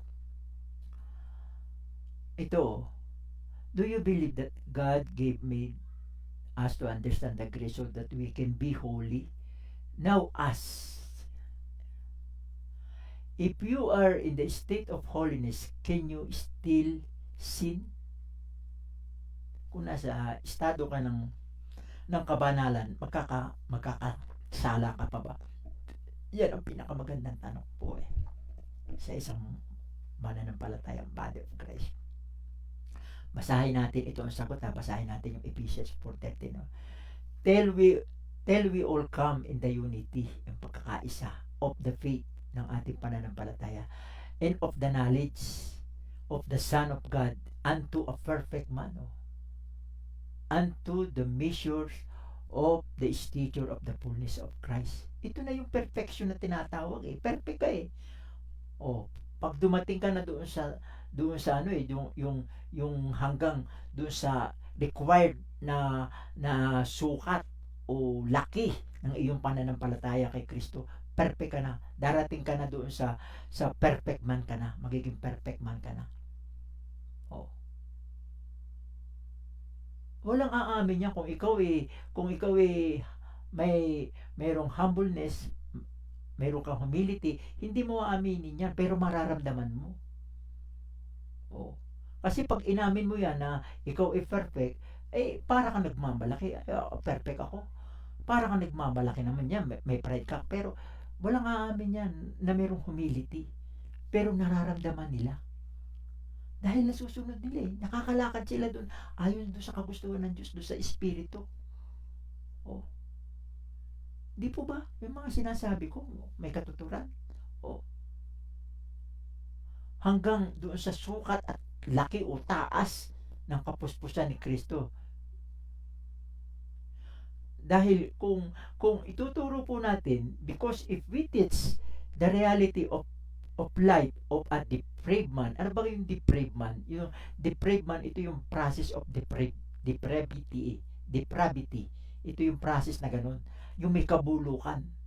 Na tayo pinanganak, na tayo meron ng kasamang kasalanan, mabubulok, mamamatay. Depraved ka. Ibig sabihin ng depraved. Kung ituturo nyo yung reality ng buhay, alam nyo ang mawawala. Ang mawawala ito, yung the power of the revelation of our resurrected Lord will be meaningless. Yung turo ng ating resurrected Lord Jesus Christ na ibinigay niya kay Pablo, mababaliwala. And it is as if we are putting down the ability at ipinuput daw natin yung ability ng Holy Spirit to walk us in righteousness. Nawawala yun Pag sinabi mo, perfect ka ba? Pag ituturo mo yung realidad ng buhay ng isang depraved man, yung nabubulok, yung namamatay, ay mawawala yung kapangyarihan ng revelasyon ng ating Panginoong Jesucristo kay Pablo, yung mga salita na ngayon ay salita ng Diyos na ibinigay niya kay Pablo na itinuturo sa atin, mawawala na sa isayo, mawawala ng halaga. At ipinuput down pa natin yung Holy Spirit. Yung kanyang abilidad na tayo makalakad doon sa walk in holy in His Spirit. Kaya wala tayong righteousness kasi nananaig sa iyo Ay, ganun pala. Wala palang perfect. Di bali ako magkasala. Hindi naman pala, nobody is perfect Kaya ganun ang magiging mentality ng tao, ganun na Ngayon, kung ikaw na isang Kristiyano yung nagkasala at kiniklaim mo na ikaw isang body of Christ, yung bahala ka na doon sa business ninyo ni Christ. Yung relasyon nyo, bahala ka na kung anong gagawin mo. Huwag mo na dapat yung i-expose, ituro. Hindi maganda yun. Kasi makakameron ng lisensya yung kasalanan, makakameron ng pagsasamantala ang kaaway sa buhay mo kapag itinuro mo yun. Malalim ito Itong mga verse na ito, malalalim po ito. ako nagpapasalamat dahil itinuturo sa akin ng Holy Spirit. Wala akong, hindi ko ito kinuha sa mga komentaryo ng mga nagtuturo ng Greece. Hindi. Ito yung sarili ko na dumadating sa aking isipan. Hindi po ako magaling. Pero nagpapagamit ako sa Diyos. Oh, kaya yun inuulit ko ito. Kaya, anong pupuntahan nyo dito? O kung mawawala sa inyo yung kung dahil doon sa inyong mentalidad na gano'n, mawawala ng ability yung Holy Spirit, napalakarin ka doon sa kabutihan. Or you are proving that you are false or fake believer. Ito. Kaya napaka-importante po ng kabutihan sa buhay ng tao. Alam niyo po yung kabutihan sa buhay ng tao, ito po yung unang prinsipyo ng Diyos. Simula sa Genesis hanggang Revelation, the goal of God to us, human beings, is to become righteous. Walang naka-perfect, walang nakagawa, pero naging perfect dahil dito sa grace. Kaya nga ibinigay sa atin ng grace, di ba yun ang sinasabi ko kanina? Kaya pinaunawa sa atin yung grace at itinuro at ibinigay ng Diyos para tayo maging banal, maging holy. Yung mga parasis binigay ko na sa inyo. Ito, sinabi dito nung una, nung tayo depraved man pa, Ephesians 2:1 hanggang 2:3, basahin nyo na lang sa inyong So, diyan na po tayo nagtatapos at ito na po yung conclusion ko na sinasabi ko sa inyo, napakaganda. Para maintindihan nyo kung paano nyo ipoposisyon yung inyong sarili. Ito, may conclusion ito. Ayan. I will prove to you that it is important to be sanctified under the grace of God, the very one entrusted by the Lord Jesus Christ. Paul was able to do this. Mismong si Apostol Pablo nakagawa nito. Anong sinabi niya? To do this, do sa Ephesians, sa 1 Timothy 1:11, Galatians 2:7, Titus 1:3, and I hope many of us will do the same. He said when he was about to die, nung siya po'y malapit ng mamatay, that, sabi niya, I have fought the good fight with a worthy, honorable, and noble fight. I have finished the race, and I have kept the faith firmly held. So from now on, there is reserved for me the crown of righteousness for being righteous to God and doing what is right.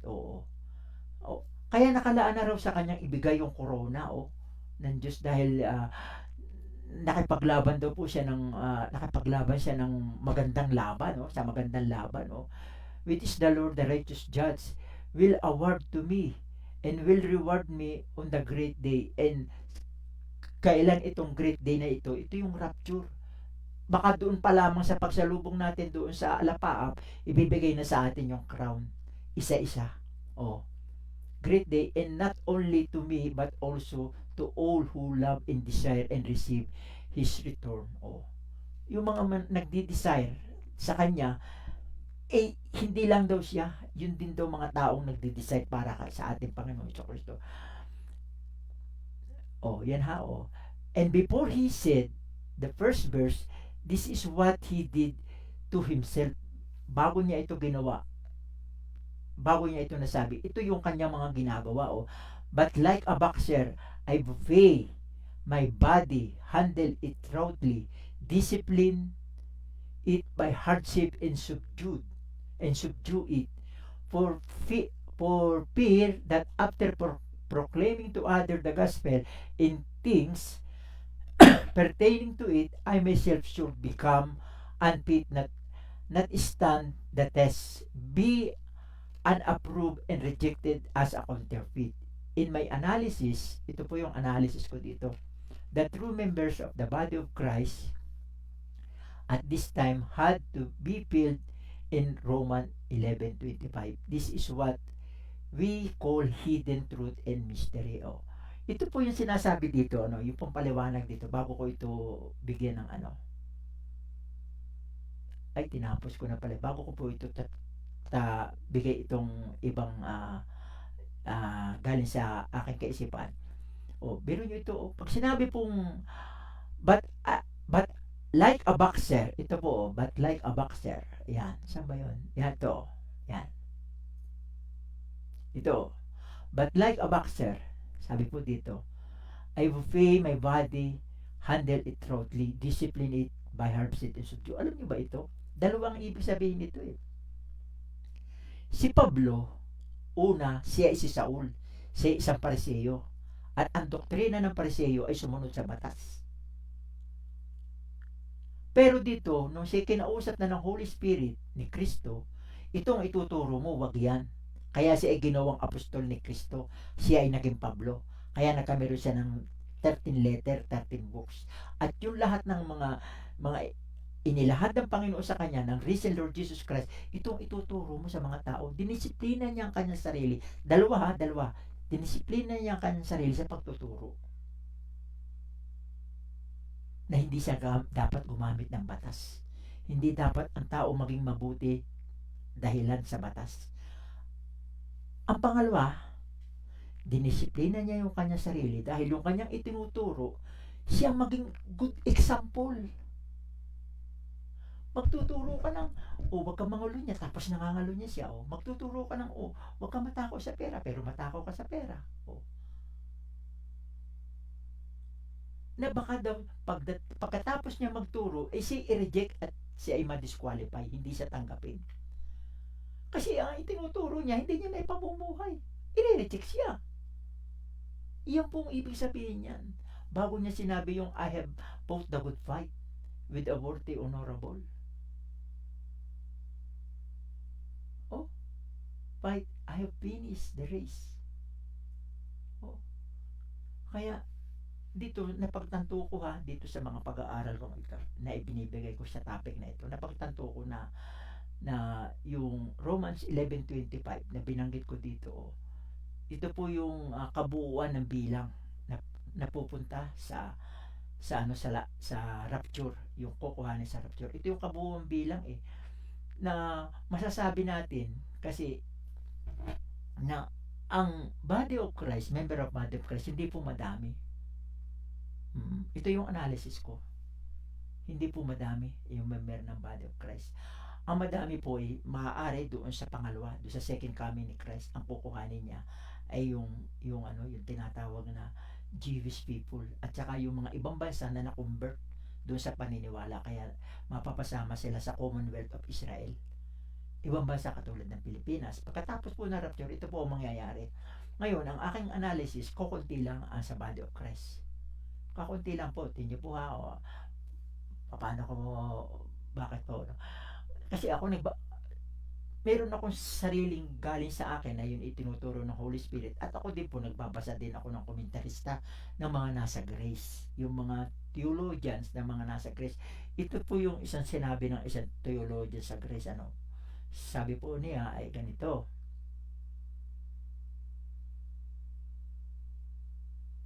Ito, ang kanyang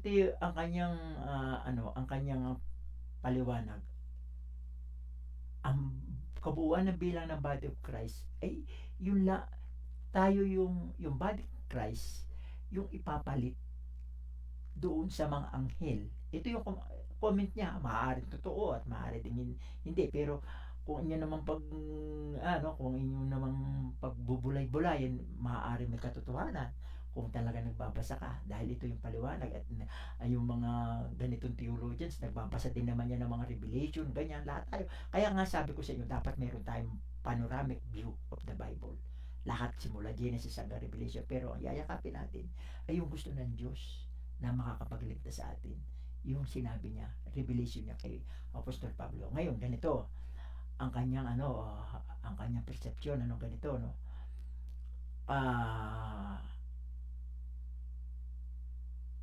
naku, nawala dito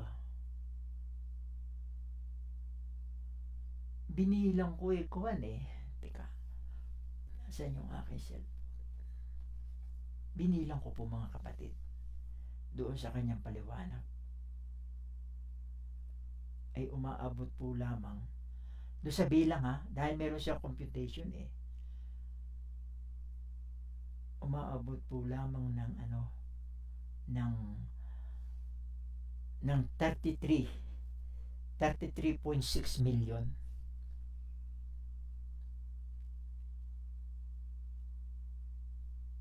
Paano ito na-compute? Tingnan niyo po yung verse doon sa Revelation. Nasa Revelation chapter 5 po ito. Hanapin niyo yung buong chapter ng Revelation chapter 5. Naroon po yun eh. Hindi ko na lang na ano dito. Ito 36.6 36.6 ang magiging population. Maaaring hindi, maaaring totoo. Pero maaaring ganun kalaki, maaaring namang konti lang, maaaring ang sobra ay konti lang, o maaaring ang kulang ay konti lang. Maaaring hindi accurate yung 33.6 at hindi naman natin yung pwedeng patutuhanan dahil komentary lang po yan. Komentary lang at hindi naman yan talaga sinabi sa Bible, pero pinagbabasihan po kasi yung pagtatapon dito noong ikatlong parte ng mga anghel doon po sa kalagitnaan ng tribulation. Ibig sabihin ng tribulation, 7 years yun. Doon sa 3.5 years, wala na po, aalisin na sila dito sa kalangitan kasi yung mga masasamang espiritu na yan, mga bad angels na yan, aalisin na po yan at dito na yan, mamamahay dito sa lupa, at kaya kakilakilabot ang magiging buhay ng tao doon sa susunod na kalahating 7 taon, 3.5 years. Yung unang 3.5 years, wala pa sila eh. Pero doon sa 3, kasi maghihiganti na sila eh. Kung ano-ano na nang gagawin nila sa tao. Nariyan na yung lilindol, babaksak yung mga yelo, babaksak ang mga bituin, mga magtataguto, magkakameron ng digmaan, magkakameron ng apocalypse. Ay, Armageddon. Tama, Armageddon. Magkakameron ng Armageddon. Iba pa yung Battle of Gog and Magog. Magkakameron ng Armageddon pa. Ang dami mga mamamatay dyan. Dami mahihirapan mga tao, mga kapatid. Kaya saan pa kayo? Ba't hindi nyo i-position yung sarili nyo? Kanina binigay ko na kung ano yung recipient ito, mga salita na ito. Yung 3 klase ng Kristiyano. Buksan nyo paulit-ulit ito para mailagay nyo yung inyong sarili doon sa tamang posisyon, at kung ano yung dapat ninyong gawin na inyong mga pag-uugali, baguhin nyo yung mga ugali ninyo kung gusto nyo talagang mapasama sa rapture. Kasi alam nyo ba, itong 33.6 million, kaya nasabi ko na konti lang yung mga ang Christian, kasi simula nung ito'y expose ni Paul, itong mystery na ito, almost 2,000 years na po. Kasi kung ito'y nagtuloy-tuloy, maaaring doon laan doon sa first century, tapos na eh.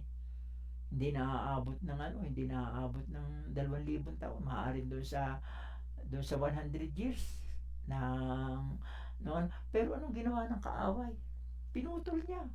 Nangamatay na yung sina Timothy, nawala na si Pablo, pinutulan ng ulo. Maganda nga na-recover itong Bible eh. At natuklasan uli. At noong 18th century, nabuksan uli ito. Meron yun, tagal, napagitan 1.8 thousand years. Meron nyo yan. Ang tagal bago na-recover. So, ibig sabihin, ang tao namuhay sa kadiliman. Ngayon, unti-unti. At nawa, ay mapamadali na dahil ayaw nyo pa ba yan? Tingnan nyo, bawat digmaan, tumataas sa mga bilihin, apektado ang ating pamumuhay. Hirap na hirap tayo. Lalo tayong naghihirap, lalo tayong yung mga nagsisikay ng kaunting kumita ng kaunting pagkain. Kaya mabuti pa nga yung masasabi mo sarili mo, kung ikay naghihirap, mabuti pa nga ikaw ay kukuhanin na ng Diyos eh. Ang hirap na ng buhay ngayon, tapos meron na namang banta sa atin, West Philippine Sea. Yung mga nuclear weapon na yan, hindi yung ginawa para itabi lang, gagamitin yan. At ang bawat isang putok niyan, sira ang ekonomiya ng tao. Maghihirap ang tao. Maaari magkameron ng karamdaman, maaari sa ekonomiya, patay din tayo sa ekonomiya. Patay din tayo sa gera. Ngayon, kaya ko nasabing ko konti, yung 33.6 din yung biruin nyo. Ilan ngayon ang lumalabas na evangelical ngayon,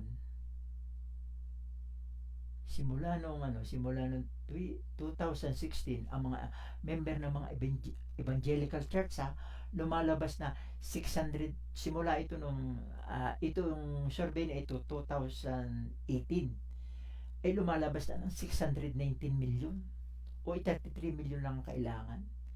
Kung ang ang mga evangelical ay talagang body of Christ, tapos na nung baka hindi pa 2018 tapos na.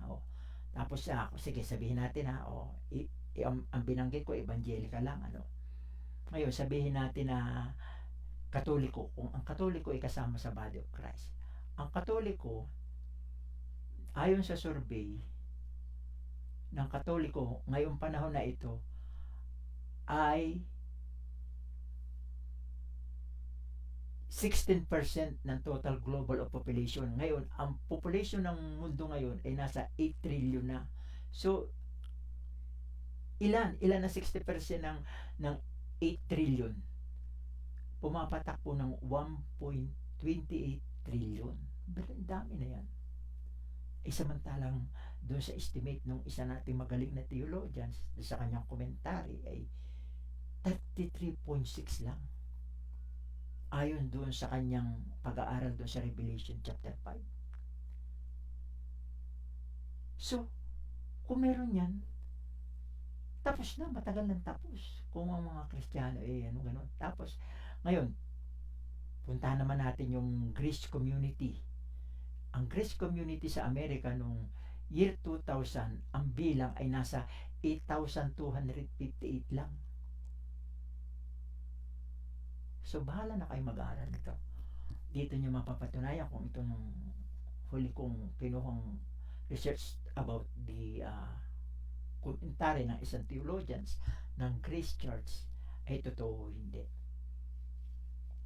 Sige, doon na lang po at tayo po'y manalangin. At salamat sa Diyos at naihatid ko ng maayos po. Ayon sa aking kakayahan ay maayos na po yun, pero kung sa inyo hindi maayos, pasensyahan nyo na po at ang inyo na lang kuhanin ay yung mga verse, yung mga katuruan, yung mga paliwanag at yung po'y paliwanag ng Banal na Espiritu. Sa akin, nagpapagamit lang po ako. Kaya manalangin po tayo. O Amang Diyos, marami pong salamat sa oras na ito.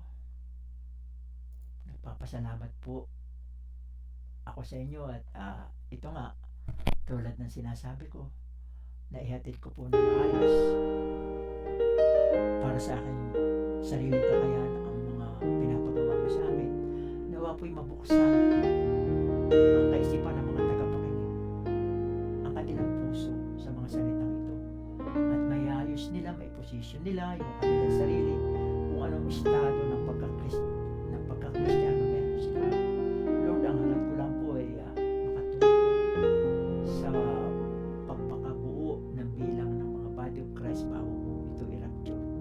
Gusto ko pong makompleto na pahirap na po ng pahirap mo ito. Kawawa po mga tao, kawawa po yung mga taong may takot sa inyo, mga taong walang iniisip kundi kayo. Nakakaawa po kasi damay-damay po ito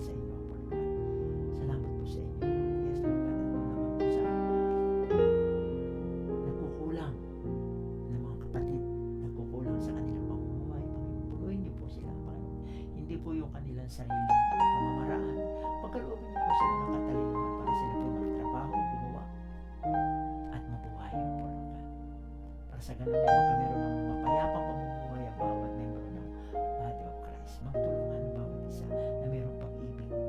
Yes, Lord. Salamat po. Ito po ang aking dalangin sa pangalan ni Jesus. Lahat ay magsabi ng Amen. Amen.